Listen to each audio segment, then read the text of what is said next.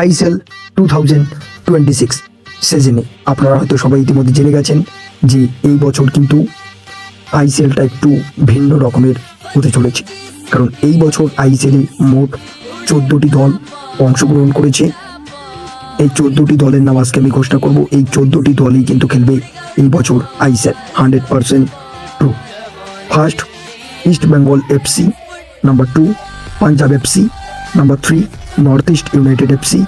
Number 4, Jamshedpur FC. Number 5, Mohammedan sporting club. Number 6, Kerala Blasters. Number 7, FC Goa. Number 8, Mumbai city FC. Number 9, Chennai city FC. Number 10, Delhi sporting club. Number 11, north east United FC. Number 12, Odisha FC. Number 13, Mohun Bagan super giants. And number 14 যে দলটি রয়েছে সেটি কিন্তু রয়েছে inter কাশি। ভিডিওটি ভালো লেগে থাকলে পেজটিকে ফলো করে রাখবেন। আর আইএসএল কিন্তু শুরু হতে যাচ্ছে 14ই ফেব্রুয়ারি থেকে। হ্যাঁ, আপনারা ঠিকই শুনছেন, 14ই ফেব্রুয়ারি থেকে রাত 7:30টায় দেখতে পাবেন আইএসএল।